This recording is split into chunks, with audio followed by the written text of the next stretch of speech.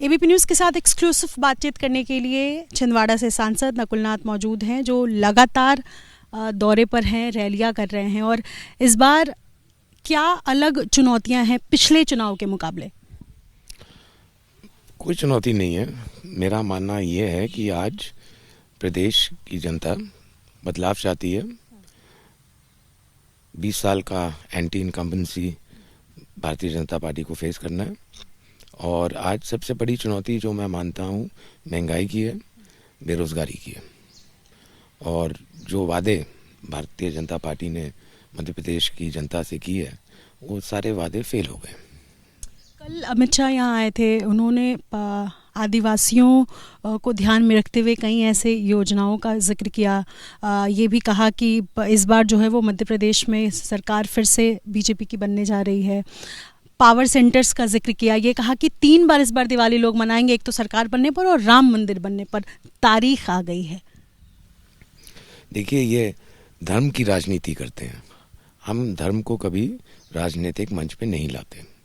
और आदिवासियों की अगर किसी ने परवाह की है तो वो केवल कांग्रेस पार्टी ने की है। अगर आज आदिवासी को आरक्षण मिल रहा है, वो कांग्रेस पार्टी की देन है। अगर आज आदिवासी की ज़मीन सुरक्षित है, वो इसलिए सुरक्षित है क्योंकि इंदिरा गांधी जी ने वो कानून लाए जिससे आदिवासियों की ज़मीन सुरक्षित है। मैं पूछना चाहता हूँ, इन्होंने आदिवासियों की घोषणा करी है, काम क्या किया है? सीधी बात है। रैली में भी अनुमान के मुकाबले कम लोग पहुंचे हुए थे कल। अब भारतीय जनता पार्टी इसका उत्तर दे।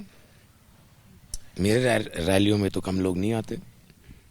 आपने कहा कि धर्म की राजनीति बीजेपी करती है, आप मंच पर नहीं लाते हैं। लेकिन एक सवाल जो बार बार सामने आ रहा है, संभवतः मुझसे पहले आपसे ये सवाल किया गया हो, कि कांग्रेस को लेकर कहा जा रहा है, ख़ास तौर पर छिंदवाड़ा में जब से बाबा बागेश्वर आए, कि क्या कांग्रेस बीजेपी को उसी की भाषा में जवाब देना सीख गई है, सॉफ्ट हिंदुत्व की राह पर?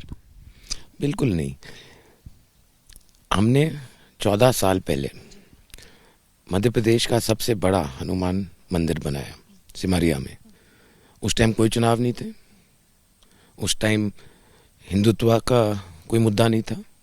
अगर उनकी डेट 6 महीने पहले चुनाव से मिली बागेश्वर धाम जी की, उसमें मेरी क्या गलती है? हम तो उनसे, छिंदवाड़ा की जनता तो पिछले कई सालों से उनकी मांग कर रही थी कि उनका यहाँ आयोजन हो, लेकिन अब उनका डेट ही 6 महीने पहले आया, तो मैं क्या करूं?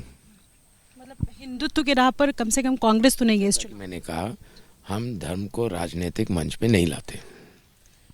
सवाल है छिंदवाड़ा मॉडल का, जिसका बार बार जिक्र होता है। और ये पिछले चुनाव में जब सातों की सातों सीटों पर बिल्कुल क्लीन स्वीप था, इस बार क्या छिंदवाड़ा मॉडल का जब जिक्र हो रहा है और ये कहा जा रहा है कि बीजेपी क्या हैक कर पाएगी, तो मैं चाहूंगी कि आप एक बार बताएं कि छिंदवाड़ा मॉडल है क्या जिसका बार बार जिक्र होता है। आप छिंदवाड़ा आए हैं, मैं आपसे निवेदन करना चाहता हूँ, आप हमारे स्किल सेंटर्स में जाइए। हमने अपना पहला स्किल सेंटर 16 साल पहले खोला था। मोदी जी का स्किल इंडिया नारा 5 साल पुराना है, यानी कि हम उनसे 10 साल आगे हैं। तो आप घूमिए छिंदवाड़ा में। 6000 किलोमीटर की सड़कें बनी हैं यहाँ। सबसे ज़्यादा केंद्रीय विद्यालय छिंदवाड़ा में हैं पूरे देश में।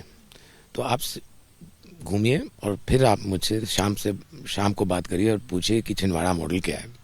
छिंदवाड़ा मॉडल मैं घूमूंगी, मैं जाऊंगी आपके क्षेत्र में भी। और ये भी एक सवाल है कि क्या छिंदवाड़ा से ही तय हो जाएगा कि मध्य प्रदेश की तस्वीर इस बार किस तरीके से रहने वाली है?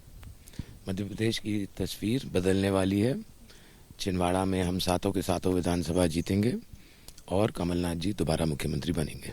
एक सवाल है, इस बार की जो लड़ाई है, ये बीजेपी वर्सेस कमलनाथ है या बीजेपी वर्सेस कांग्रेस है?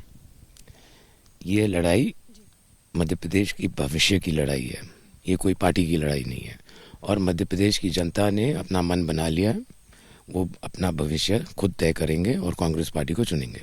जब आप जनता के बीच जा रहे हैं तो किन किन मुद्दों का जिक्र कर रहे हैं? वो कहते हैं कि कांग्रेस जब तक रही तब तक उन्होंने घोटाला किया। क्या काउंटर है इस बार कांग्रेस के पास? आप मुझे बता दीजिए, हमारी सरकार 15 महीने रही थी, एक घोटाले का नाम बता दीजिए। हमने किसानों का कर्जा माफ़ किया, हमने पेंशन की राशि बढ़ाई, हमने कन्यादान की राशि बनाई, हमने 100 रुपए में 100 यूनिट बिजली दी, व्यापम घोटाला, पटवारी भर्ती घोटाला, कितने घोटाले, पेपर घोटाला, ये सब भारतीय जनता पार्टी की देन है। और आज जनता समझदार है, जनता समझती है। आखिरी सवाल है, चूंकि छिंदवाड़ा का ही जिक्र मैं बार बार कर रही हूँ, आप छिंदवाड़ा से सांसद भी हैं और अमित शाह आए, योगी आदित्यनाथ आ रहे हैं, बड़े बड़े चेहरे जिनको उतार रही है इस बार बीजेपी छिंदवाड़ा में विशेष तौर पर, इस पर क्या कहेंगे? मैं तो ये मानता हूँ कि भारतीय जनता पार्टी इन बड़े नेताओं की ड्यूटी लगा रही है कि जाके देखो छिंदवाड़ा का विकास मॉडल क्या है।